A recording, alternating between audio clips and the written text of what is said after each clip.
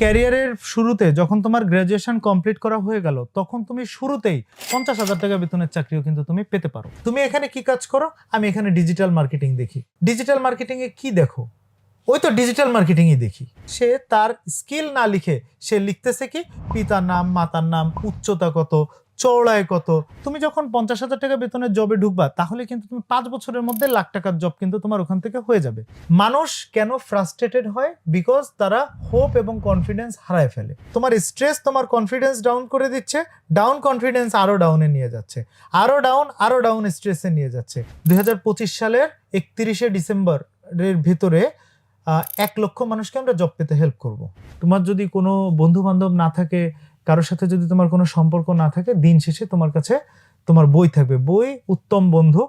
আমাদের সমস্যা কি, আমরা সবাই চাকরি খুঁজি, চাকরি কই, চাকরি কই, চাকরি কই, অথচ চাকরি আবার তোমাকে খুঁজতেছে, তুমি কি এক্সিস্ট করো কিনা। প্রিয় দর্শক, আসসালামু আলাইকুম। সবাইকে স্বাগত জানাচ্ছি গল্পগ্রাফির নতুন পর্বে। আজকে আমাদের সাথে আছেন নিয়াজ আহমেদ ভাইয়া। আসসালামু আলাইকুম ভাইয়া। ওয়ালাইকুম সালাম। ভাইয়াকে যদি আমি বলি যে প্রফেশনাল সিভি রাইটিং এর একটা মুভমেন্টকে লিড দিচ্ছেন, তাহলে আসলে খুব একটা ভুল বলা হবে না। তো আজকে ভাইয়ার কাছ থেকে এই জার্নিটা শুনবো, আরো অনেক গল্পই শুনবো, কারণ ভাইয়ার কর্পোরেট আজকের থ্রুতে আমরা যতটুকু জানতে পাই সেটা হয়তো শুধু সামনের গল্পটা আমরা জানি, বাট আজকে পেছনের গল্পটা নিয়েও আমরা আসলে কথা বলতে চাই। ভাইয়া কেমন আছেন? এই তো ভাইয়া আছে, আলহামদুলিল্লাহ। ভাইয়া আজকে আপনাকে পেয়ে আসলে আমাদেরও খুব ভালো হলো, কারণ আমাদের প্রাইমারি অডিয়েন্স যারা, তাদের মধ্যে অনেকেই কিন্তু স্টুডেন্ট আছে, আবার অনেকে আর্লি ক্যারিয়ারে আছে, এখন কেউ হয়তো ক্যারিয়ারের ল্যাডারে অনেক দূর উঠেও গিয়েছেন। তো সবারই কিন্তু এই সিভি এবং এই রেজুমে রিলেটেড অনেক প্রশ্ন থাকে। বাট আমার প্রথম প্রশ্ন হচ্ছে, যেটা মোস্ট কমন সবার কাছ থেকে যেটা আসে, যে একজন স্টুডেন্টের আসলে সিভির দরকারটা কি? ও তো এখনই কোনো জবে ঢুকবে না, বা হয়তো এখনই ও ওরকম কোনো কর্পোরেট জায়গায় সিভি ড্রপ করবে না। ওর আসলে কি সিভির দরকার আছে? ডেফিনেটলি দরকার আছে। এখনকার সময়ে জব বা কাজের অভিজ্ঞতার যে সংজ্ঞাটা, এটা একটু ভিন্ন। যেমন আজকের থেকে 8-10 বছর আগে বা 15 বছর আগে কিরকম ছিল, যে তোমার যখন গ্রাজুয়েশন কমপ্লিট হয়েছে তখন থেকে তুমি কাজ করা শুরু করো এবং তখন থেকে তোমার অভিজ্ঞতা শুরু হয়। বর্তমান সময়ের পার্সপেক্টিভটা ভিন্ন। এখনকার সময় তুমি দেখবা ক্লাস 8-9-এ পড়ুয়া স্টুডেন্ট যারা আছে, তারাও রেজুমি বলো বা সিভি বলো, তাদের যে সমস্ত এক্সট্রা কারিকুলাম অ্যাক্টিভিটিস আছে, এগুলো দিয়ে তারা একটা ডকুমেন্ট তৈরি করে, সেটা দিয়ে তারা জবে অ্যাপ্লাই করে এবং তারা ক্লাস 8-9-এর থেকেই আরামসে তারা জব করছে। এটা খুবই ইউজুয়াল একটা ঘটনা। হ্যাঁ, পোর্টফোলিও বিল্ডিংটা এখন অনেক আগে থেকে শুরু হচ্ছে।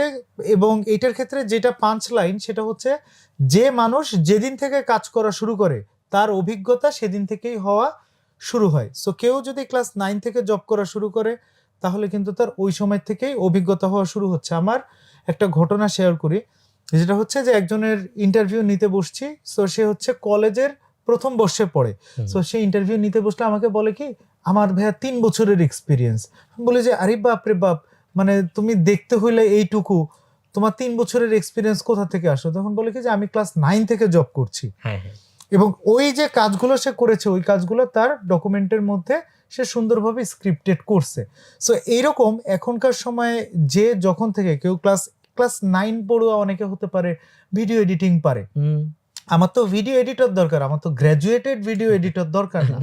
সো যে মানুষ যেদিন থেকে কাজ করা শুরু করে, আসলে ওই দিন থেকেই তার এক্সপিরিয়েন্স হওয়া শুরু হয় এবং ওই এক্সপিরিয়েন্সটাকে সুন্দরভাবে ডকুমেন্টেড করার কাজটা যে যত ভালোভাবে করতে পারে, বিকজ তুমি যে কোনো কোম্পানিতে তোমার আগে তোমার ওই ডকুমেন্টটা যাবে, ওই ডকুমেন্টটা দেখে তোমাকে ইন্টারভিউতে কল করবে। যেমন আমরা রকমারিতে আছি, রকমারি তো নিশ্চয়ই আমার ভাতিজাকে জব দিবে না বা আমার ভাইগনাকে জব দিবে না, এভাবে তো রকমারিতে নিয়োগ প্রক্রিয়া হয় না। নিশ্চয়ই একটা নিয়োগ প্রক্রিয়া তো আছে। তো যত ভালো ভালো কোম্পানি আছে সেই সমস্ত জায়গাতে তোমার আগে তোমার সিভি যাবে বা রেজুমি যাবে।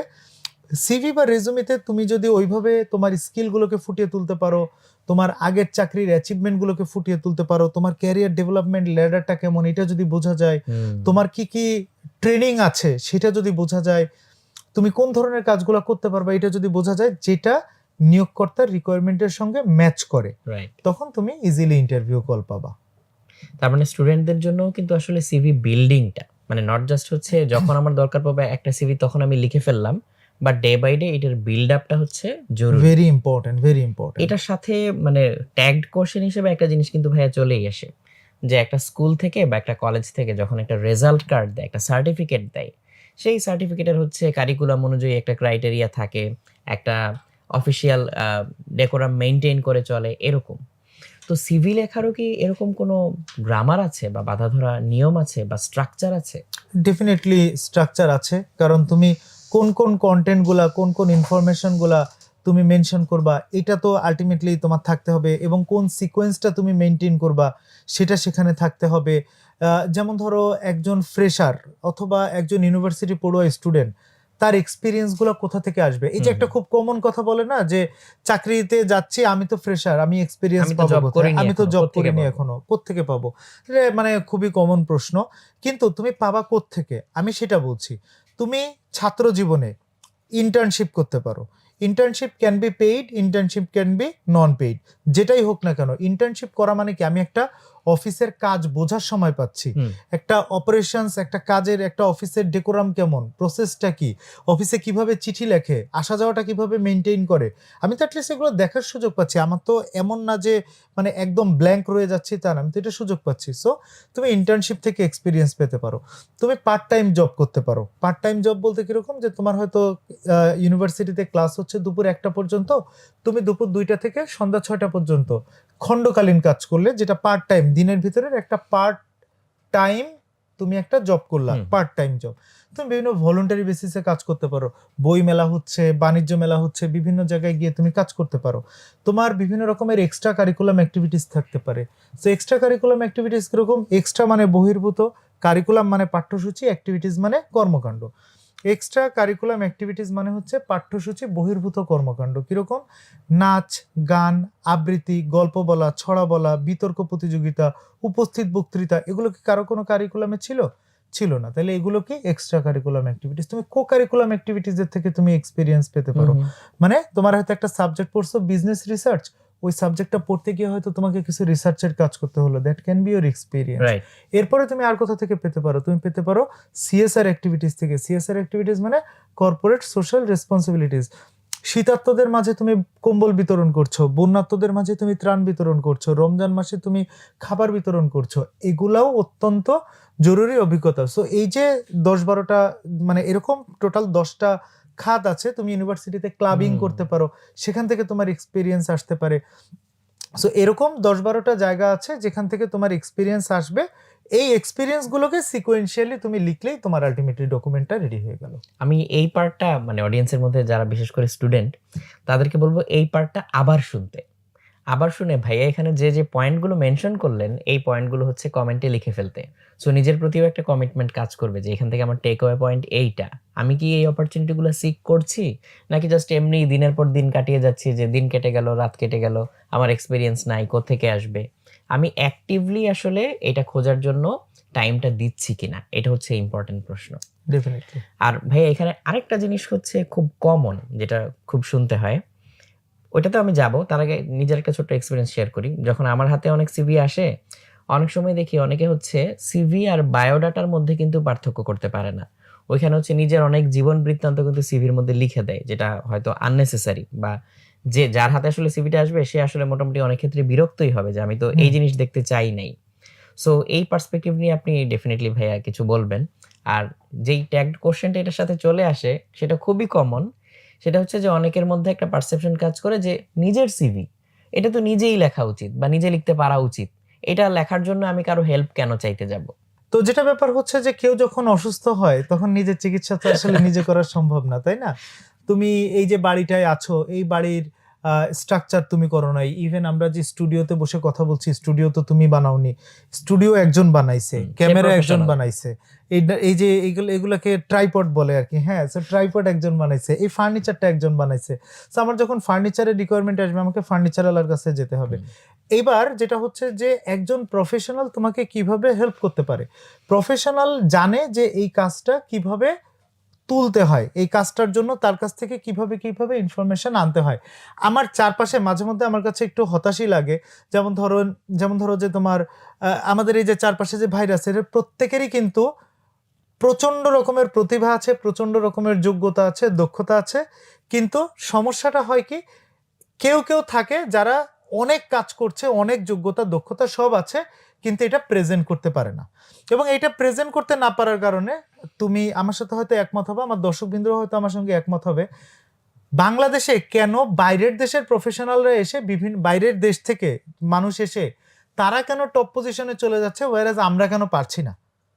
এর প্রধান এবং একমাত্র অন্যতম গুরুত্বপূর্ণ কারণ হচ্ছে তারা তাদের কাজগুলো কি, আমরা আমাদের কাজগুলোকে উপস্থাপনই করতে জানি না। আমি যদি এখন কাউকে ডেকে জিজ্ঞাসা করি যে তুমি কি কাজ করো, আমি তো সব কাজই করি এখানকার, না এই যে যা দেখতেছেন সব কাজই, সব কাজটাকে ব্রেকডাউন করে বলো, আর বলতে পারে না। তুমি এখানে কি কাজ করো, আমি এখানে ডিজিটাল মার্কেটিং দেখি। ডিজিটাল মার্কেটিং এ কি দেখো? ওই তো ডিজিটাল মার্কেটিংই দেখি। কিন্তু ডিজিটাল মার্কেটিং এর ভিতরে সে কি দেখে? সে কি ফেসবুক দেখে? এই যে একটু স্পেসিফিক হলো, ফেসবুকের মধ্যে সে কি দেখে? ফেসবুকের কি পেজ দেখে, নাকি গ্রুপ দেখে, নাকি কোনো একটা সেগমেন্ট দেখে? রকমারির জন্য বড় প্রতিষ্ঠান যদি আমি চিন্তা করি, তাহলে কি হতে পারে, রকমারির হতে পারে ফিকশন বইয়ের জন্য একটা গ্রুপ থাকতে পারে, নন ফিকশনের জন্য একটা থাকতে পারে, ইসলামের জন্য একটা থাকতে পারে, এরকম নানান রকমের গোয়েন্দা কাহিনীর জন্য আলাদা থাকতে পারে। তো তুমি ধরো তুমি হয়তো গোয়েন্দা কাহিনীর গ্রুপ সামলাচ্ছ। সো এই যে স্পেসিফিক ভাবে বলা, তুমি কি কোনো টিম মেনটেন করছো? তোমার মাধ্যমে এই প্রতিষ্ঠান কিভাবে বেনিফিটেড হয়েছে? যেমন ধরো তুমি যখন ডিজিটাল মার্কেটিং এর দায়িত্ব পেয়েছো, তখন গ্রুপে মেম্বার ছিল 1 লাখ, এখন মেম্বার হয়েছে 11 লাখ। তাহলে 10 লাখ মেম্বার কোথা থেকে আসলো? নিশ্চয়ই তুমি কাজ করছো, এই কারণে আসছে এই কন্ট্রিবিউশনটা। তুমি যখন জয়েন করছো তখন এই গল্পগ্রাফি হয়তো ছিল না, so you gave an idea যে এরকম একটা শো হতে পারে, এবং তুমি এটার 100টা এপিসোড রান করেছো, এবং এই 100টা এপিসোড, প্রত্যেকটা এপিসোড যদি 50,000 করেও ভিউ হয়, তাহলে 100টা এপিসোডে যে পরিমাণ ভিউ আসে, এই যে টোটাল একটা ভ্যালু এডেড সার্ভিস, এটা তুমি এখানে ইন্ট্রোডিউস করে এটা সাকসেসফুলি ইমপ্লিমেন্ট করেছো। ঠিক একইভাবে চিন্তা করলে প্রত্যেকটা মানুষের পার্টিকুলার স্কিল আছে, প্রত্যেকটা মানুষের অ্যাচিভমেন্ট আছে। অ্যাচিভমেন্ট না থাকলে তো কোম্পানি তাকে এখানে রাখতোই না। কেউ তো নন পারফর্মার, কারো তো টিকে থাকার কোনো সুযোগ নাই। ডেফিনেটলি তার অ্যাচিভমেন্ট আছে, ডেফিনেটলি তার স্কিল আছে, ডেফিনেটলি তার গ্রোথ পটেনশিয়াল আছে, কিন্তু সে জানেই না যে আসলে এটাকে কিভাবে প্রেজেন্ট করতে হয়। এই কারণে সে তার স্কিল না লিখে সে লিখতেছে কি, পিতার নাম, মাতার নাম, উচ্চতা কত, চওড়ায় কত, চোখের colour inside black outside white, skin brown, hair black. এর কোনো ইনফরমেশনের কি কোনো দরকার আছে? আমি কি মডেলিং করার জন্য অ্যাপ্লাই করতেছি এখানে? It's not a modelling post, right? So আমি যে পোস্টে অ্যাপ্লাই করছি ওই কাজ আমি কি জানি? তার কিছুই নাই। এক্স্যাক্টলি। আর যেটা দিচ্ছি তার কিছুরই এখানে প্রয়োজন নাই। এবং পৃথিবীর কোথাও গ্রামের বাড়ির ঠিকানা, দেশের বাড়ির ঠিকানা, এটা পৃথিবীর কোথাও এই কালচার নাই। পিতার নাম, মাতার নাম, পৃথিবীর কোনো জায়গায় তুমি এখন ইলন মাস্কের যদি ইলন মাস্ক বা তুমি যে কোনো কিছুতে, আরেকটা জিনিস আমার অডিয়েন্সদের জন্য একটু বলি, হয়তো এটা প্রশ্নের বাইরে যদিও বা, তুমি যখনই কোনো একটা কাজ করতে যাবা তোমাকে ফলো করা উচিত পৃথিবীতে এই কাজটার বেস্ট প্র্যাকটিস কি কি, করে নিয়ে তুমি তোমার সর্বোচ্চ এফোর্ট দিয়ে আগাও, আগে গিয়ে তুমি যেই পর্যন্ত আগাইতে পারো ওইটাই আলটিমেটলি তোমার ম্যাক্সিমাম এফিসিয়েন্সি। সো তুমি যদি ফরচুন 500 কোম্পানিতে যারা জিএম, যারা সিইও, যারা ম্যানেজার, যারা এক্সিকিউটিভ, তাদের ডকুমেন্টগুলো কিরকম আর আমাদের ডকুমেন্টগুলো কিরকম, পার্থক্য তো এখানে মানে দিনের আলোর মতো পরিষ্কার হয়ে যায় না? সো এই জায়গাটায় আসলে হচ্ছে একজন প্রফেশনাল আসলে হেল্প করতে পারে, কারণ তিনি হচ্ছে আসলে সর্ট আউট করবেন যে কোনটা এই পার্টিকুলার জবের জন্য নেসেসারি ইনফরমেশন, কোনটা না। তো ভাই এবার আপনার গল্পটায় আসি। সো কখন থেকে আপনার মনে হলো যে আসলে এই জিনিসটা নিয়ে কাজ করা দরকার, এন্ড এইটাকে আপনি হচ্ছে একদম এখন যেরকম ফোকাস নিয়ে কাজ করছেন, এই ডিসিশনটা কবে কিভাবে নিলেন? এই ব্যাপারটা এটা আসলে বেশ বড় ধরনের একটা স্টোরি। আমি এটাকে যদি একটু শর্ট করে বলি, যে আমি তো মেকানিক্যাল ইঞ্জিনিয়ার, আমি পড়াশোনা করছি এমআইএসটি থেকে, অ্যান্ড দেন আমি ঢাকা ইউনিভার্সিটি থেকে এমআইএস করছি, এমআইএস এর উপরে এমবিএ করছি, আমি সিএসসিএম করছি, সার্টিফাইড সাপ্লাই চেইন ম্যানেজার, ওই পাশে পিএমপি, এগুলো সবকিছু করে টোরে আমার, তখন আমি খুব পড়ুয়া স্টুডেন্ট ছিলাম। সো আমি লাস্ট জব করতাম ওমেরা পেট্রোলিয়ামস লিমিটেডে। ওখানে আমি মানে যেই ডিপার্টমেন্টটা চালাতাম, যদিও আমার ডেজিগনেশন ছিল sales and service engineer, but service ডিপার্টমেন্টের অনেকটা আমার নেতৃত্বেই পরিচালিত হতো।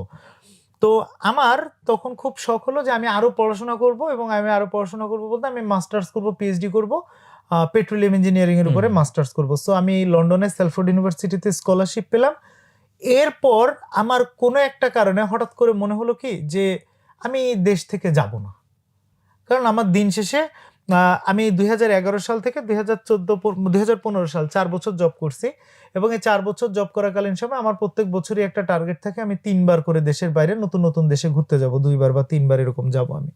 সো আমি অনেকগুলা দেশে, মানে আমি অনেকগুলা দেশের বাইরে আমি অনেক জায়গায় ঘুরছি। তো ঘোরার কারণে আমার যেটা ফিলিংস সেটা হচ্ছে, আমি একবার ঈদে মালয়েশিয়াতে ছিলাম, একবার আমি মালদ্বীপেও ঈদ করছি, কিন্তু আমার ঈদ করতে ভালো লাগে না, কারণ আমার কাছে মনে হয়েছে যে আমার মানে কোনো মানুষজনই নাই এই জায়গায়, মানে সামনে পানি পিছনে রুম, এর মাঝখানে আমি আর কিছু নাই। তো আমার কাছে এটা ভাল লাগে নাই। তো আমার কাছে মনে হয়েছে যে দেশের বাইরে গেলে আমি খুবই ডিসকানেক্টেড হয়ে যাব, আমি দেশের বাইরে যেতে ইন্টারেস্টেড না। সো আমি ওই সময় আইএলটিএস সবকিছু দেওয়ার পরেও আমি দেশের বাইরে যাওয়ার সিদ্ধান্ত থেকে ফেরত চলে আসলাম। ফেরত এসে তখন আমি বিভিন্ন কোম্পানিতে জবের জন্য ইন্টারভিউ দিতে যেতাম, মানে আমি তখনও পর্যন্ত যে না আমি তো দেশের বাইরে যাব বলে জব ছেড়ে দিয়েছিলাম। তারপরে আমি আবার চিন্তা করলাম যে না আমি আবার জব করব, আমি আবার জবে জয়েন করব, আমি আবার বিভিন্ন জায়গায় জবে ইন্টারভিউ দেওয়া শুরু করলাম। তো আমি একটা জায়গা আছে, একটা কোম্পানি আছে, এই কোম্পানিতে আমাকে 5বার ইন্টারভিউর জন্য নিয়ে গেছিল, এবং তখনকার সময় আমার ফাইন্যান্সিয়াল কন্ডিশন খুবই খারাপ ছিল, কারণ আমি 2015 সালে মানে তখনকার সময় 90,000 টাকা স্যালারি পেতাম, যা এখনকার সময় ওই যে একটা ট্রল আছে না বলে যে যা এখনকার সময়, সো ওইটা ওইরকম একটা খুব ভালো বেতন পেতাম, আমার জীবনযাত্রার মানও ওরকম ছিল। হঠাৎ করে ওইটা জিরো হয়ে গেল, এবং জিরো হয়ে যাওয়ার পরে আমার মানে প্রচন্ড ফাইন্যান্সিয়াল ক্রাইসিস দেখা দিল। তা আমার কাছে দুপুরে খাওয়ার টাকা থাকতো না, আমি এক জায়গা থেকে আরেক জায়গায় যে যাব আমার কাছে যাওয়ার ভাড়ার টাকা থাকতো না।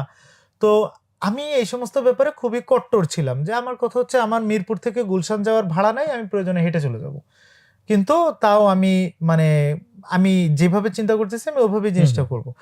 সো আমি এভাবে মানে আমার এমন ওই কোম্পানিতে ইন্টারভিউ দিতে গিয়ে আমার এমন একটা পরিস্থিতি হয়েছে যে আমার এরকম যাওয়ার টাকা থাকতো না, বাট তারপরেও সেজে গুজে যেতাম। যাওয়ার পরে সকালে 11টার দিকে টাইম দিত, দেওয়ার পরে মিটিং মানে আমার সাথে কথা বলতে আসতো বিকাল 5টার দিকে, এরকম বাকি পুরোটার সময় না খাওয়ায় বসায় রাখতো।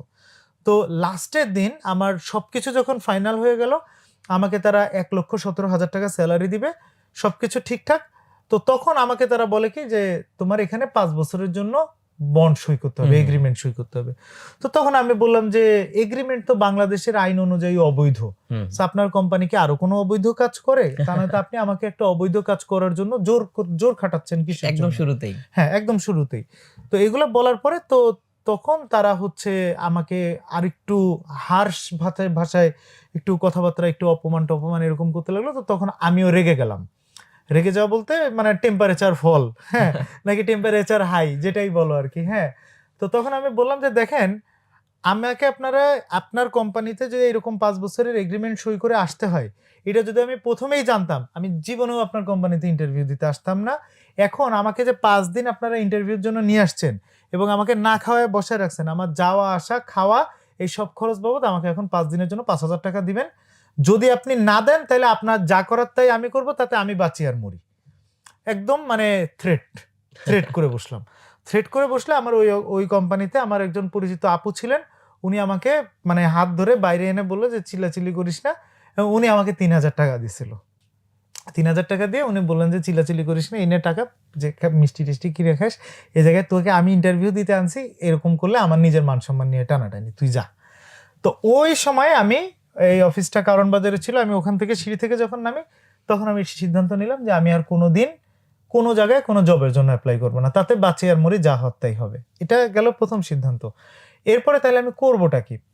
আমার 2011 সাল থেকে 2015 সাল আমি যে 4 বছর জব করেছি, এই 4 বছর প্রত্যেক শুক্রবার এবং শনিবার আমি কখনো না কখনো কোনো না কোনো ট্রেনিংয়ে আমি অ্যাজ এ স্টুডেন্ট বা অ্যাজ এ পার্টিসিপেন্ট আমি অংশগ্রহণ করছি। সো আমি জানি যে কিভাবে প্রেজেন্টেশন দিতে হয়, কিভাবে কথা বলতে হয়, কিভাবে হুক ধরে রাখতে হয়, এগুলো ট্রিক্স আমি জানি। সো দেন আই ডিসাইডেড, এবং আমার MBA করছি, CSCM করলাম, আরও কোর্স করছি। সো আমি ভাবলাম কি যে আমি তাহলে মানুষকে ট্রেনিং করাবো।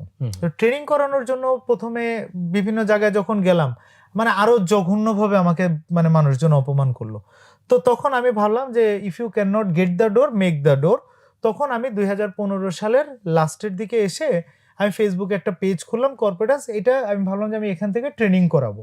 সো আমার ট্রেনিংয়ে তাহলে কিসের উপরে ট্রেনিং করাবো, তো আমি প্রথমে চিন্তা করলাম যে আমার তখনকার সময়ের যে চেহারা বা যে লুক, এটা অনুযায়ী আমার সাথে প্রথম আসে হচ্ছে সিভি রাইটিং, যেহেতু এটা স্টুডেন্টদের জন্য লাগে একটা নিম্ন মানের একটা ট্রেনিং। তো আমি সিভি রাইটিংয়ের একটা ট্রেনিং করালাম।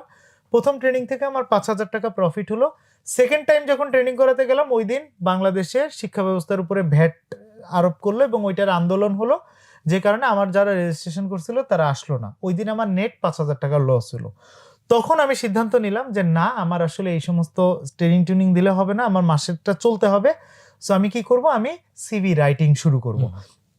জানুয়ারি 1, 2016 থেকে আমাদের সিভি রাইটিং শুরু, এবং জানুয়ারি 1, 2016-তে আমি 9 জনের কাজ পাইছিলাম সারা মাস ব্যাপী, এবং টিল নাও আমাদের প্রায় 34,000-এর মতো কাজ করা হয়েছে। এবং আল্লাহর রহমতে প্রথমে আমি একা ছিলাম, I didn't have any vision, আমি কিছুই জানতাম না যে এই নৌকা কোন দিক যাচ্ছে, কোন দিক যাবে। I didn't have any plan, আমার কোনো মার্কেট রিসার্চ ছিল না, কনভেনশনাল থিওরিটিক্যাল কোনো কিছুই হয় নাই, জাস্ট আমার মনে হয়েছে আমি এটা করব। সো এটা করছি, এবং এটা যখন শুরু করছি আমি বাংলাদেশে মনে হয় এত গালি খাইছি যেটা অনেক মানুষই হয়তো খায় নাই, অনেকের হয়তো উদ্যোক্তা জার্নিটা অন্যরকম। বাট আমার জিনিসটা করতে করতে করতে করতে একসময় আমি একা ছিলাম, এখন আমাদের প্রায় 26 জনের টিম। সো আমরাও এখন মোটামুটি টুকটাক একটা অফিস আমাদেরও হয়েছে, আমরা আমাদের মতো করে কাজ করছি। এবং মানে এখন আমাদের একটা মানে ফিলিংসটা এরকম যে আমাদের প্রতিদিনই যারা আমাদের কাছ থেকে কাজ করে নেয়, কেউ না কেউ কোনো না কোনো জায়গা থেকে জব পাচ্ছে, কারো না কারো কোনো একটা মেসেজ আসতেছে। এইটা ভালো লাগার জায়গা বা জায়গাটা এটা অন্য লেভেলে নিয়ে গেছে। বাট শুরুতে এর কিছুই ছিল না। এই হচ্ছে গিয়া লং স্টোরি শর্ট। খুবই খুবই ইন্টারেস্টিং স্টোরি ভাইয়া। তো এই জায়গায় হচ্ছে মানে জার্নিটা যেভাবে শুরু হলো সেটা তো আসলে টোটালি আনএক্সপেক্টেড একটা জায়গা থেকে, যে আপনি নিজেও হয়তো তখন ডিসাইড করেননি যে আসলে কি করবেন, বাট করতে করতে এমন একটা জায়গায় পৌঁছেছেন যে এই জায়গাটায় আপনি এখন বলতে পারেন যে হ্যাঁ, এই জায়গাটা আমি জানি বুঝি and I can help you. কেউ যদি আমার কাছে আসে আমি আসলে তোমাকে হেল্প করতে পারবো। এই প্রফেশনাল সিভি রাইটিং এর প্রসেসটা নিয়ে ভাইয়া অনেকের আইডিয়া নেই যে এই জিনিসটা আসলে হয় কিভাবে। এটা কি কাইন্ড অফ এরকম যে কেউ একজন আসলো, তার কিছু ইনফরমেশন দিল, আপনি হচ্ছে আউট অফ নোহোয়্যার তাকে হচ্ছে একটা জিনিস বানিয়ে দিলেন এরকম, নাকি এখানে হচ্ছে কিছু সেশনের ব্যাপার আছে, জানা বোঝার ব্যাপার আছে, তার টার্গেট, তার ড্রিম এবং সে কি করতে চায়, এই সব কিছুর একটা রিফ্লেকশন? যেহেতু আপনি এই কথাটা বলেছেন যে কোন একটা কোম্পানিতে তুমি যাওয়ার আগে তোমার সিভিটা যাবে, সো তোমার সিভি তোমাকে কাইন্ড অফ রিপ্রেজেন্ট করবে, সিভিটাই তোমার অ্যাভাটার। সো ওই অনুযায়ী আপনারা হচ্ছে কি আসলে স্টেপ ফলো করেন? সো প্রথমত যেটা ব্যাপার হচ্ছে যে ব্রায়ান ট্রেসির একটা কথা আছে, proper prior planning prevents poor performance. If you fail to plan you will actually plan to fail. তো ব্যাপারটা হচ্ছে যে জবে অ্যাপ্লাই করা এবং একটা জব পাওয়া, ইটস এ প্রসেস, এবং there are certain tips, tricks, hacks, whatever you say. তুমি যদি ওই গাইডলাইনটা ফলো করো তাহলে তোমার পক্ষে জব পাওয়া অনেক সহজ হয়ে যায়। মানুষ কেন ফ্রাস্ট্রেটেড হয়? বিকজ তারা হোপ এবং কনফিডেন্স হারায় ফেলে। তুমি আমাকে নক করলা, আমি রেসপন্স করি না, আবার নক করলা, আমি রেসপন্স করি না, আবার নক করলা, আমি রেসপন্স করি না, তাহলে তুমি একসময় ডিসহার্টেন ফিল করবা, খারাপ ফিল করবা, হতাশ ফিল করবা। এখন আমাদের যারা ইয়াং জেনারেশন, তাদের এই কনফিডেন্স লুজ এবং স্ট্রেস, এই দুইটা এটা একটা সাইকেলের মতো ঘুরতে লাগে। যেমন তুমি এক জায়গায় জবে অ্যাপ্লাই করছো, কল পাচ্ছ না, কনফিডেন্স হারাচ্ছ, কনফিডেন্স হারালে স্ট্রেস আসতেছে, পরের বার আবার অ্যাপ্লাই করলা, আবার পাইলে না, আবার কনফিডেন্স হারাচ্ছ, আবার স্ট্রেস। তাহলে তোমার স্ট্রেস তোমার কনফিডেন্স ডাউন করে দিচ্ছে, ডাউন কনফিডেন্স আরো ডাউনে নিয়ে যাচ্ছে, আরো ডাউন স্ট্রেসে নিয়ে যাচ্ছে, আরো স্ট্রেস আরো তোমার কনফিডেন্স ডাউন করে দিচ্ছে। মানে এই একটা মানে কঠিন দুষ্ট চক্রর মতো। হ্যাঁ, এবং এটা এমনই এক দুষ্ট চক্র যে রোজার মাসে তো মনে করো যে শয়তানরে আটকায় রাখে, কিন্তু এটা তো তোমার ভিতরের দুষ্ট চক্র চলতেছে, এটা আটকা নাই, এই চক্র চলে যাচ্ছে, কারণ এটা তো তুমি, দিস ইজ ইউ। সো তোমার আলটিমেটলি এই সার্টেইন যে জিনিসটা, এটা এর বাদ থেকে তোমাকে বেরোতে হলে তোমাকে ওই প্রসেসগুলো তোমাকে জানতে হবে। ব্যাক টু ইওর প্রশ্ন, যেটা হচ্ছে যে সিভিটা আসলে কিভাবে তৈরি করা হয়।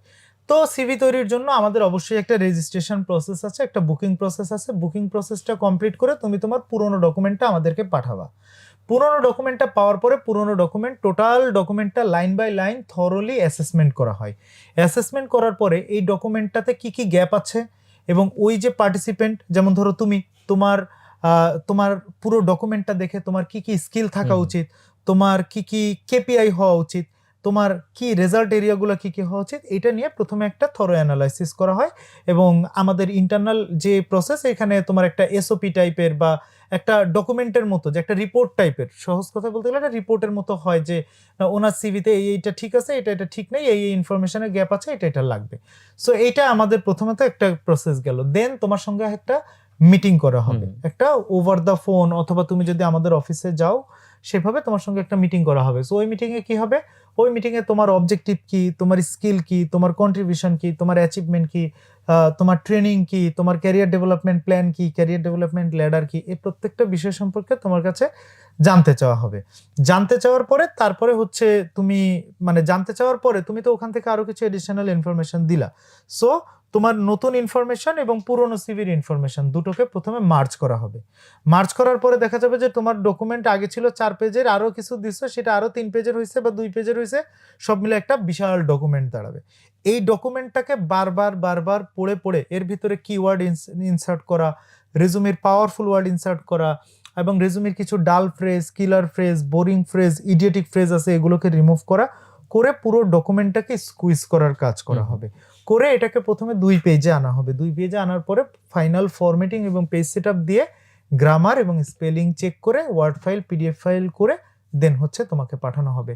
এবং পাঠানোর পরে তোমাকে আমাদের যে সার্ভিস মেথড, আমাদের সার্ভিস মেথডে আমরা যেটা করি, আমাদের পার্টিসিপেন্ট যারা, মানে আমাদের কাছ থেকে যারা সার্ভিস নিচ্ছেন, তাদেরকে আমরা একটা হোয়াটসঅ্যাপ ক্লোজ গ্রুপে অ্যাড করি। এটার পরে মানে তোমার সিভি ডেলিভারি দেওয়া হয়ে গেল, এরপরে তোমাকে আমরা একটা হোয়াটসঅ্যাপ গ্রুপে অ্যাড করব। অ্যাড করে তুমি যখন ইন্টারভিউ দিতে যাবা, ইন্টারভিউ দিতে যাওয়ার আগে তোমার কি করা উচিত, ইন্টারভিউ দিতে যাওয়ার আগে কি কি প্রিপারেশন নেওয়া উচিত। এখন তুমি ইন্টারভিউ দিতে গেলা যে কলমই নিয়ে গেলা না, এখন তোমার তো একটা জিনিস লিখতে বললো, আমি বললাম ভাই কলমটা, আপনার কাছে কলম আছে, কলমটা দেন তো, মানে ইটস অকওয়ার্ড, তাই না? সো এইরকম আসলে অনেক কিছু, অনেক ব্যাপার আছে যেটা গাইডলাইন দিতে হয়। সো ওই গাইডলাইনগুলো স্টেপ বাই স্টেপ গাইডলাইন দেয়। এবং আমাদের অফিসে আমরা প্রত্যেক মাসে 2 বার একটা আড্ডার আয়োজন করি, ক্যারিয়ার আড্ডা। সো ক্যারিয়ার আড্ডায় কি হয়, সারা মাসে যদি আমার কাছ থেকে 200 মানুষ কাজ করায় নেয়, এই 200 মানুষকেই মেসেজ বা কল করে জানানো হয় যে আমাদের এই জায়গায় একটা আয়োজন আছে, তুমি এই আয়োজনে আসতে পারো। সো তুমি এই আয়োজনে আসবা, এসে তোমার আরো যদি কোনো প্রশ্ন, আরো যদি কোনো কোয়েরি, আরো যদি কোনো ক্লারিফিকেশনের প্রয়োজন হয়, সেগুলো তোমাকে দেওয়া হবে। এভাবে তুমি এই ক্যারিয়ার আড্ডাটাতে যতদিন পর্যন্ত তুমি জব না পাবা, যতদিন পর্যন্ত তুমি জব না পাবা, ততদিন পর্যন্ত তুমি এই ক্যারিয়ার আড্ডাতে ফ্রি অফ কস্ট তোমাকে আমরা মানে আসার সুযোগ দিব। আর জব পাইলে মিষ্টি মুষ্টি খাওয়ায় তুমি, মানে এই সার্ভিস এখানেই শেষ হইলো, এরকম ব্যাপার আর কি। সো এরপর যেটা হয় যে আমরা তার সিভিটাকে বিভিন্ন কোম্পানিগুলোতে প্লেস করে দিই। যেমন আমাদের কাছে বিভিন্ন কোম্পানির রিকোয়ারমেন্ট, হ্যাঁ হ্যাঁ একদম একদম, মানে তুমি কাজ দিছো মানে তোমার নেক্সট চাকরির মিষ্টি খাওয়ার আগ পর্যন্ত মানে তুমি আমার কাছে, মানে আমার এই পয়েন্টটা কিন্তু খুবই ইম্পর্টেন্ট, কারণ এখানে হচ্ছে সিভি বিল্ড আপ করে দাও তো একটা পার্ট, আর যেহেতু ভাইয়ার কাছেই হচ্ছে অনেক এরকম চাকরি প্রার্থী এরকম অনেকে আসে, সো এখানে হচ্ছে অনেকে চাইলে খুঁজতেও পারে যে কাকে কাকে আমি নিতে পারি। সো এই কানেকশনটা মেক করে দেওয়াটা কিন্তু অনেক হিউজ একটা হেল্প আমি বলবো। এইটার জন্য আমাদের বাড়তি লোকবল আছে, তাদেরকে বেতন দেয়, কিন্তু তাদের বেতন মূল রেভিনিউর সঙ্গে রিলেটেড না, বাট তারপরেও দিই। সো একদম কেউ একজনের জব পাওয়ার আগ পর্যন্ত। এখন প্রশ্ন হতে পারে যে তাইলে তুমি আমার কাছ থেকে যদি যে অ্যামাউন্টটা আমরা সিভির জন্য বুকিং মানি হিসেবে নিচ্ছি, এটা দিলেই কি তোমার জব হয়ে যাবে? ব্যাপারটা হচ্ছে উই আর কোচ অথবা we are mentor, we are coach, we can give you certain guideline. আমরা তোমাকে কিছু কিছু পথ বাতলে দিতে পারি, বাট কাজটা তোমাকে করতে হবে। কোচ তো সাকিব আল হাসানের কোচ তো সাকিব আল হাসানের সঙ্গে খেলতে নামবে না।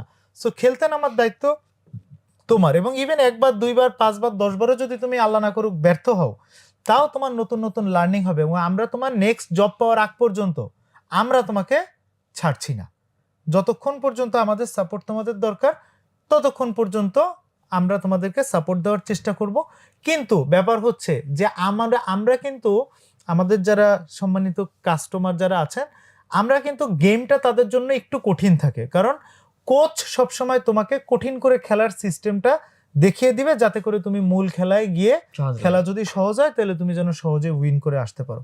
সো আমাদের যেটা দায়িত্ব সেটা হচ্ছে তুমি কতভাবে প্যাচে পড়তে পারো, কতভাবে আটকায় যেতে পারো, কতভাবে তোমার কত রকমের ঘটনা ঘটতে পারে, এগুলো সম্পর্কে তোমাকে এই যে প্রত্যেকটা ক্যারিয়ার আড্ডাতেই এরকম কোনো না কোনো টপিক নিয়ে যেমন ইমোশনাল ইন্টেলিজেন্স, তোমাকে একটা কথা বললাম, রাগায় দিলাম, ভড়কায় দিলাম, তুমি বললা কি যে চৌধুরী সাহেব আপনি আমার সাথে এইভাবে ইন্টারভিউতে কথা বলতে পারেন না, এটা তো হইলো না, তাই না? সো একটা ক্লায়েন্ট তোমাকে যে কোনো ভাবেই তোমার সঙ্গে আর্গু করতে পারে, বাট তারপরেও তাকে সুন্দরভাবে বুঝবাজ দিয়ে নিয়ে আসা, এরকম আসলে অনেক রকমের মানে অনেক কিছু আছে। আমাদের দেশের মানুষের সময় জ্ঞানটা খুবই কম, নাই বললেই চলে, হিমাঙ্কের নিচে সময় সময় সময় জ্ঞান হিমাঙ্কের নিচে। যেমন ধরো তুমি আমাকে সময় দিয়েছো 1:30টার দিকে, আমি শিওর তুমি ঠিক 1:30টার দিকেই আসছো খুব সম্ভব, এবং আমি তার কিছুটা সময় আগে আসছি। কিন্তু এটা তুমি একটা কনভেনশনাল কোম্পানিতে যদি তুমি যাও, তাহলে তুমি দেখবা যে তোমার সময় দেওয়া আছে হয়তো 4টায়, শুরু হবে 6টায়।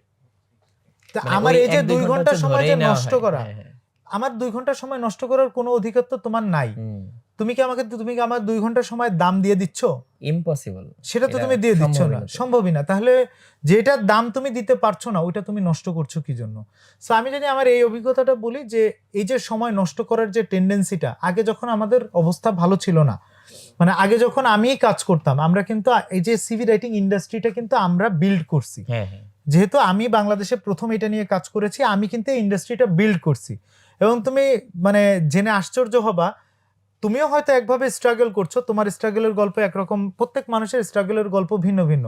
বাট আমি মানুষের drawing room, bedroom, dining space, পাকঘরের সামনে দাঁড়ায়ও মনে করো আমারে মানে তারা কমান্ড দিছে বা তারা তাদের স্টোরি বলছে, আমি সেটা রেকর্ড করে আনছি, আমি সেটা শুনছি, ডাইনিং টেবিলে বসে আমি লিখছি, আমি বেডরুমে খাটের পরে বসেও মনে করো যে লিখছি। মনে করো যে মানে ব্যাপারটা কতটা অদ্ভুত, মনে করো যে এই ভাই তার রুমে নিয়ে যায়, তার বেডরুমের মধ্যে তার খাটের পরে বসে মনে করো যে তার কাজ করেছে। বাট একটা ইন্ডাস্ট্রি বিল্ড করার জন্য ওই সময় ওইটা চেপে যাওয়া, Yes. সয়ে যাওয়া, এটা করতে হয়েছে। বাট তারপরেও খারাপ অভিজ্ঞতা যেটা, সেটা হচ্ছে গিয়ে যে মানুষের সময় জ্ঞান নাই, এটা খারাপ অভিজ্ঞতা। আর ভালো অভিজ্ঞতা এটাও মানে হাজার হাজার, বিকজ মানুষজন জব পায়, জব পাচ্ছে, একটা জব যে পায় মোটামুটিভাবে, যে তার কাছ থেকে কোনো না কোনো একটা উপহার চলে আসে। ইভেন আমার লাইফে, এটা হয়তো তোমার লাইফেও ঘটছে, অবশ্যই ঘটছে, বিকজ তুমিও অনেক মানুষের জীবনে ভ্যালুয়েট করছো বা করতেছো, এই ধরনের কাজের মধ্যে আছো। তা আমাদের এমন অনেক সময় হয় যে কোথাও এক জায়গায় গেছি, এমন এক লোক, মানে আমার এমনও ঘটনা ঘটছে যে ওই যে শেফস টেবিলে গিয়ে বসছি, পাশের টেবিলের থেকে কেউ একজন আমার জন্য খাবার কিনে পাঠায় দিছে। কি ব্যাপার, উনি এখন ওনার বসের সাথে আছে, সো এই কারণে উনি আমার সাথে এসে দেখা করতে পারবে না। মানে কিন্তু আমাকে দেখে ওনার মনে হয়েছে যে ওনার আমাকে খাওয়াইতে মন চাইছে, বিকজ এই চাকরিটা উনি আমার ডকুমেন্ট দিয়ে Nice. পাইছে, সো উনি একটা কিছু কিনে দিয়ে আমাকে পাঠায় দিল। আমার অনেক মানে শ্রমিক ভাইরা আছে যারা ক্লাস 8, 9, 10 পাস করে ওই মালয়েশিয়াতে, দুবাইতে, সিঙ্গাপুর, কাতার, বাহরাইন, ওমান, এই সমস্ত জায়গায় যে ওয়েল্ডিং এর কাজ করে, ডিশ ওয়াশিং এর কাজ করে, পাইপলাইনের কাজ করে, তাদের যখন একটা সিভি করে দেই, তখন তারা একটা মালয়েশিয়া থেকে একটা গেঞ্জি পাঠায় দেয় বা একটা কলম পাঠায়, যার যার সামর্থ্য আছে। বাবুরে ওই কলমই মনে করো যে মানে ওইটাই আমার কাছে মানে অত্যন্ত জরুরি ডকুমেন্ট আর কি। সো এইরকম জিনিস, মানে ভালো অভিজ্ঞতার আসলে একটা বলার মতো কিছু নাই, অসংখ্য অগণিত, অসংখ্য অগণিত, এবং এটা প্রতিদিন হচ্ছে। আর খারাপ অভিজ্ঞতা ওইটাও আমাদের দেশে যতক্ষণ পর্যন্ত কালচারাল শিফটিংটা না হবে, একজন আরেকজনের সময়ের মূল্যটা যতক্ষণ দিতে না পারবো, বুঝতে না পারবো, আর ততক্ষণ পর্যন্ত খারাপ অভিজ্ঞতারও কোনো সমাধান নাই, ভালো অভিজ্ঞতারও কোনো শেষ নেই। ভাই আপনার কাছে কেউ কি হচ্ছে মানে এরকম দাবি নিয়ে আসে যে ভাই আমাকে লাখ টাকার একটা চাকরি পাইতে হবে, আমাকে সিক্রেট বলে দেন? তুমি ক্যারিয়ারের শুরুতে যখন তোমার গ্রাজুয়েশন কমপ্লিট করা হয়ে গেল, তখন তুমি শুরুতেই 50,000 টাকা বেতনের চাকরিও কিন্তু তুমি পেতে পারো। কিভাবে পাবা? তোমাকে ছাত্র জীবন থেকে internship, part time experience, voluntary experience, extra curriculum activities, co curriculum activities, CSR training, এই কাজগুলো করতে হবে। এবং তুমি যখন 50,000 টাকা বেতনের জবে ঢুকবা, তাহলে কিন্তু তুমি 5 বছরের মধ্যে লাখ টাকার জব কিন্তু তোমার ওখান থেকে হয়ে যাবে। সেকেন্ড যেটা পয়েন্ট, যে যারা এখন একটা ভালো হ্যান্ডসাম অ্যামাউন্টের স্যালারি পাচ্ছে, তারাও যদি এক্সপেক্ট করে যে কিভাবে তারা লাখ টাকা বেতনের জব পাবে, তাহলে তাদেরকে যেটা করতে হবে যে লাখ টাকা বেতনের জবের মতো করে তাকে প্রথমে নিজেকে গড়তে হবে। কি কি স্কিল তার দরকার, বেসিক স্কিলগুলো তাকে বুঝতে হবে। এরপরে তাকে যেটা করতে হবে, তাকে তার কন্ট্রিবিউশন এবং অ্যাচিভমেন্টগুলোকে গুছিয়ে লিখতে হবে। এটা লেখার জন্য একটা ফ্যাক্টর কাজ করে, যেটাকে বলা হয় হচ্ছে star factor. S for situation, T for target, A for action, R for result. That means what was the situation of your organization when you joined? what are the target that you set, what are the action plan that you developed, and what's the result now. That means আপনার মাধ্যমে আপনার কোম্পানিতে কোনটা introduce করেছেন, কোনটা modify করেছেন, কোনটা change করেছেন, কোনটা অটোমেট করেছেন, কোনটা ম্যাক্সিমাইজ করেছেন, কোনটা মিনিমাইজ করেছেন, কোনটা রিভ্যাম্প করেছেন, কোনটা কি করেছেন, এই টোটাল বিষয়টা আপনার রেজুমিতে প্রথমে মেনশন থাকতে হবে। লাখ টাকা বেতনের জব পাওয়ার জন্য আপনাকে একটা প্রথমে লিস্ট তৈরি করতে হবে যে আপনি কোন ধরনের জবগুলা করতে চান, কোন চাকরিগুলা করতে চান, কোন কোন কোম্পানিতে আপনি অ্যাপ্লাই করতে চান। আপনাকে একটা লিস্ট করতে হবে, আপনার LinkedIn profile up to date থাকতে হবে। যে কোম্পানিগুলোর লিস্ট আপনি তৈরি করেছেন ওই কোম্পানিগুলোকে ফলো দিয়ে আসতে হবে। ওই কোম্পানিগুলোর সার্কুলারগুলো আসলে তখন আপনাকে তারা নোটিফাই করবে। ওই সার্কুলারের সাথে মিলিয়ে আপনাকে আপনার ডকুমেন্ট প্রিপেয়ার করে তাদেরকে পাঠাতে হবে। আপনার যা ইন্টারনাল নেটওয়ার্ক আছে, আপনার ইউনিভার্সিটি অ্যালুমনাই, আপনার জবের কলিগ, আপনার ফ্রেন্ডস, ফ্যামিলি, এই নেটওয়ার্কিংকে কাজে লাগিয়ে ওই কোম্পানিগুলোতে কিভাবে ইন্টারভিউ হয় সেটা সম্পর্কে আপনাকে আগে থেকে কিছুটা আইডিয়া নিতে হবে। এর পাশাপাশি ইন্টারভিউতে আপনাকে কিছু কমন প্রশ্ন করবে। আগের চাকরিটা কেন ছাড়তে চাচ্ছেন, এই কোম্পানিতে কেন আসতে চাচ্ছেন, আপনাকেই কেন নিয়োগ করানো উচিত, আপনার স্ট্রেংথগুলা কি কি, আপনার উইকনেসগুলা কি কি, আপনার জীবনে ঘটে যাওয়া এমন একটা ঘটনা বলেন যে জায়গায় আপনার নেতৃত্বের গুণাবলী বিকশিত হয়েছিল, আপনার জীবনে ঘটে যাওয়া একটা ক্রাইসিস আপনি কিভাবে ম্যানেজ করেছিলেন সেটা বলেন, সর্বোচ্চ বড় কতজনের টিম আপনি ম্যানেজ করেছেন, সেই টিমটা আপনি কিভাবে ম্যানেজ করেছেন, কোনো একটা সমস্যা হলে সেটার সমাধানের জন্য আপনি কি কি স্ট্র্যাটেজি ফলো করেন।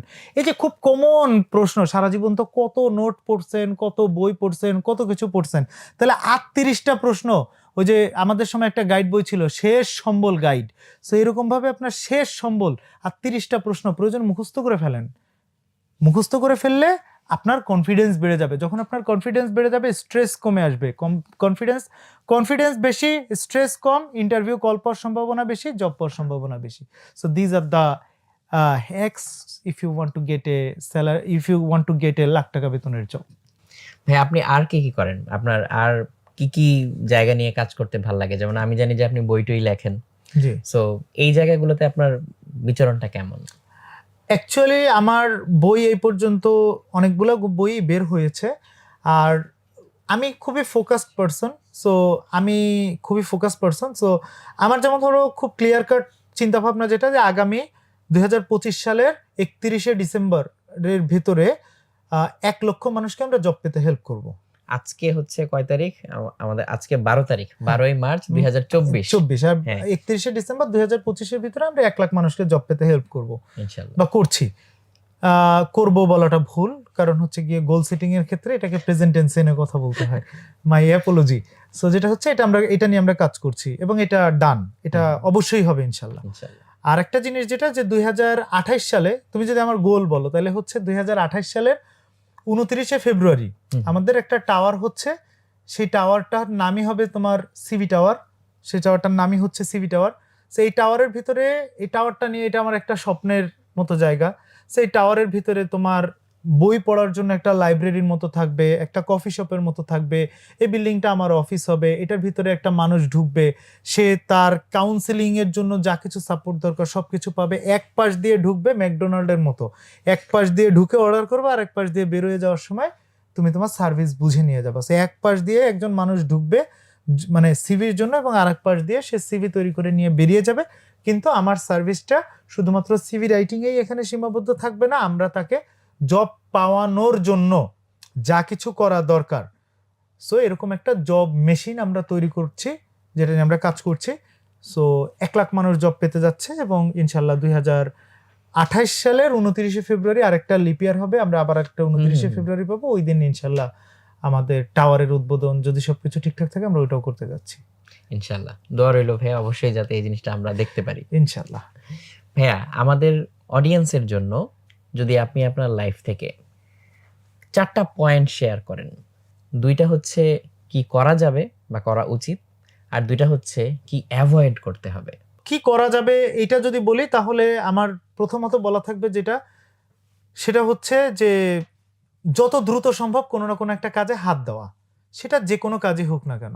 খেয়াল করলে দেখবেন যে তুমি যদি তোমার এলাকাতে মসজিদের চারপাশ যদি ঝাড়ুও দাও একদিন, তাহলেও দেখবা তোমাকে ওই মসজিদে যারা নামাজ পড়তে যাচ্ছে কেউ একজন এসে জিজ্ঞাসা করবে, বাবুরে তুমি ঝাড়ু দিচ্ছ কেন? বলবো যে এমনিতেই আমার এখন তো গ্র্যাজুয়েশন মাত্র শেষ হলো, বা আমি এখন কলেজে পড়াশোনা মাত্র শেষ করলাম, কাজকর্ম নাই, ভাবলাম মসজিদের পাশে ময়লা আছে পরিষ্কার করতে আসলাম, আর তোমার এই কাজ করার দরকার নেই, আসো তোমার আমি আরেকটা কাজ দিচ্ছি। এইটাই এভাবেই প্রত্যেকটা মানুষের ক্যারিয়ার শুরু হয়। সো যে মানুষ যেদিন থেকে কাজ করা আরম্ভ করে সেদিন থেকে তার অভিজ্ঞতা হওয়া শুরু। সেকেন্ড যেটা করতে বলবো যে কিছু বই পড়ার প্র্যাকটিস করা। বই পড়া ইজ এ গ্রেট হ্যাবিট। তোমার যদি কোনো বন্ধু বান্ধব না থাকে, কারোর সাথে যদি তোমার কোনো সম্পর্ক না থাকে, দিন শেষে তোমার কাছে তোমার বই থাকবে। বই উত্তম বন্ধু। আমরা ছাত্র জীবনে যখন স্কুলে পড়ি তখন ভাবি যে স্কুলের বন্ধুরাই হচ্ছে আমার সারা জীবনের সখী। কলেজে যখন পড়ি ভাবি যে এদেরকে ছাড়া আমি মানে তো বাঁচবো না। ইউনিভার্সিটিতে যখন পড়ি তখন মনে হয় যে এরাই জীবনের সবচেয়ে গুরুত্বপূর্ণ। বাট এদের কেউই কর্মজীবনে আসার 5 বছর 7 বছর পরে দেখবা এদের কেউই নাই। যারা তোমার চাইতে উচ্চ আকাঙ্ক্ষা পোষণ করছে, যারা তোমার চাইতে ভালো কাজ করছে, যারা তোমার চাইতে স্কিল ডেভেলপমেন্ট নিয়ে আরো বেশি যত্নশীল ছিল, তারা তোমার চেয়ে উপরে উঠে যাবে, তোমাকে তারা পাত্তা দিবে না। আর যারা তোমার চেয়ে নিচে রয়ে যাবে তাদেরকে তুমি পাত্তা দিবা না। সো এই দুইটা জিনিস করতে পারো। এবার হচ্ছে যে কি কি জিনিস করা যাবে না। সো কি কি জিনিস করা যাবে না, তার মধ্যে প্রথমত হচ্ছে যে বর্তমান সময়টা হচ্ছে ডিস্ট্রাকশনের সময়। সো ডিস্ট্রাকশনটা এত ভয়ঙ্করভাবে আসছে, যেমন সেদিন আমি একটা ট্রেনিংয়ে জিজ্ঞাসা করছিলাম যে আপনি দিনে কয় ঘন্টা মোবাইল ঘষেন, তো একজন আমাকে উত্তর দিয়েছে আমি 12 ঘন্টা মোবাইল ঘষি। তো সে যে বাঁচিয়ে আছে এটাই একটা এটাই তো একটা মানে অষ্টম আশ্চর্যের মতো, তাই না? সো এই মোবাইলের লিড টাইমিংটা এটা কমিয়ে আনাটা খুব জরুরি। আর আরেকটা যেটা অভ্যাস মানে যেটা আমি নিষেধ করব, আমাদের এই শ্যুটটা মানে আল্লাহর রহমতে এই শ্যুটটা কেন জানি অনেকদিন যাবতই হওয়ার কথা, বাট ভাগ্যে এমন দিন মিলাইছে যে আজকেই প্রথম পয়লা রমজানের দিন। কিন্তু রমজান উপলক্ষেও আমি এখানে একটা খুব বাজে জিনিস যেটা দেখলাম, আমরা যখন ছোট ছিলাম আমরা সেহেরির সময় উঠতাম, মানে কি এদিকে একটু আগে আগে ঘুমায় গিয়ে সেহেরির সময় ওঠা। এখনকার দিনে সেহেরির সময় ওঠার কালচার আর নাই। এক টানে ওই দুপুর 2:30-3টার দিকে খাইয়ে একবারে শীতে শুয়ে থাকবো, এদিক দিয়ে আর যায়। তো এইটা তো আলটিমেটলি এখানে রোজার তো কিছু হইলো না, এটা না খেয়ে থাকা। এটার জন্য রমজান মাসেরও খুব একটা প্রয়োজন। এটা আপনি যে কোনো দিনই করতে পারেন, না খেয়ে থাকবো একদিন। মনে করেন যে ওই আমি মাঝে মধ্যে দুষ্টামি করে বলি যে কেউ যদি আমাকে বলে যে আমার আপনার কাছ থেকে কাজ করে নেওয়ার মতো পয়সা নেই, বলি যে তাহলে 2 দিন না খেয়ে থাকেন, রোজা থাকেন, স্বাস্থ্যের জন্যও ভালো, এদিক দিয়ে আপনি যে কাজটা করতে চাচ্ছেন ওইটার জন্য ধরো তোমাকে একটা বই কিনতে দিলাম, এখন তুমি বললে যে বই কেনার টাকা আমার কাছে নেই, 2 বেলা না খেয়ে থাকো, তাহলে তোমার শরীরের জন্যও ভালো হলো, বইটাও কেনা হয়ে গেল, বইটা পড়লে তুমি আরো নলেজও পাইলা। সো এই দুইটা জিনিস আমি বলবো যে early to bed and early to rise keeps a man healthy, wealthy and wise. So healthy, wealthy, wise, তিনটাই আর্লি রাইজের সাথে রিলেটেড। তো এটা একটু যদি জরুরি ভিত্তিতে করা যায় তাহলে বোধহয় ভালো হতো। না, এক্সেলেন্ট টিপস। আমি দর্শকদেরকে আবারও বলবো যে এই লাস্ট পার্টটুকু আবার গো থ্রু করতে, এন্ড এই টেক অ্যাওয়ে পয়েন্টগুলা ডেফিনেটলি সুন্দর করে হচ্ছে কমেন্টে নিজের মতো করে গুছিয়ে লিখতে, যে আমি এই ব্যাপারে কি করব, এই পয়েন্টসগুলোর ব্যাপারে আমি নিজে কি করতে পারি, আমার এখন এই ব্যাপারে কি করার আছে। তাহলে হচ্ছে একটু থিঙ্ক থ্রুও করা হবে, একটু চিন্তার মধ্যে আসবে, আর চিন্তার মধ্যে আসলে তখন হচ্ছে এটা চর্চার মধ্যে আসতে পারে। বাট আমি চিন্তাও করব না, চর্চাও করব না, তাহলে আমি আসলে কোনো দিকেই যাব না, শর্টকাটে কিছু হবে না। ঠিক আছে ভাই, আপনাকে অনেক ধন্যবাদ। মানে আলোচনাটা হচ্ছে আমার মনে হয় যে আমার দর্শকরাও অনেক এনজয় করবে, এন্ড পাশাপাশি এটা অনেকের জন্য অনেক হেল্পফুলও হবে। যে এই যে ছোট ছোট জিনিসগুলো যেগুলো ইগনোর করার কারণে কিংবা পাত্তা না দেওয়ার কারণে আমরা বড় বড় বিপদে পড়ি, সেখান থেকে অন্তত আমরা ইনশাল্লাহ বেঁচে থাকতে পারবো। তো ভাইয়াকে আবারও ধন্যবাদ, দর্শক আপনাদেরকেও অনেক ধন্যবাদ। তো আমি বিদায় নিয়ে নিচ্ছি। ভাইয়া যদি লাস্টে কিছু বলতে চান, আপনার কথার মাধ্যমে আমরা আজকে এপিসোড শেষ করব। লাস্টে যেটা বলার সেটা হচ্ছে অন্যকে ইমপ্রেস করতে হলে নিজেকে এক্সপ্রেস করতে পারতে হবে। এখন তুমি যত ভালো নিজেকে এক্সপ্রেস করতে পারবা তত ভালো তুমি অপরচুনিটি গ্র্যাব করতে পারবা। আমাদের সমস্যা কি, আমরা সবাই চাকরি খুঁজি, চাকরি কই, অথচ চাকরি আবার তোমাকে খুঁজতেছে, তুমি কি এক্সিস্ট করো কিনা। এবং তোমার এক্সিস্ট করার জন্য আমি আজকে যে এই যে ছোট্ট একটা পডকাস্টের মতো সেখানে আমি তোমাদেরকে যে জিনিসগুলো বললাম, এটা যদি আসলেই আরেকবার যদি একটু শোনো বা একটু যদি রিক্যাপ করো, তো তুমি তোমার উইকনেসগুলো যদি আইডেন্টিফাই করতে পারো এবং ওই উইকনেসগুলো নিয়ে একটা উইকনেস দিয়ে যদি আগামী 6 মাসে যদি কাজ করো, যে মনে করো যে না এই উইকনেসটা আগামী 6 মাসের ভিতরে আমার ভিতরে থাকা চলবে না, তো তাহলে আমার কাছে খুব ভালো লাগবে। আর ইনশাল্লাহ যেটা বললাম যে হয়তো কোনো একদিন কোথাও হয়তো কক্সবাজারে গেছি বা সিলেটে গেছি, কোথাও হয়তো ঘুরতেছি, হঠাৎ করে তুমি হয়তো এসে দেখে বললা যে আপনি রাতুল ভাইয়ের সাথে এই পডকাস্টটা করছিলেন বা এই আলোচনাটা করছিলেন, এখান থেকে ওই জিনিসটা আমি শুনছিলাম এবং ওইটা কাজে লাগে আমার ভালো হয়েছে। সো এই এই এই কমপ্লিমেন্টটুকু পাইতে চাইবো, এটা পাইতে পারলেই খুব ভালো লাগবে। That's it. Thank you so ইনশাআল্লাহ মাচ। ভাইয়া। আসসালামু আলাইকুম, আল্লাহ হাফেজ।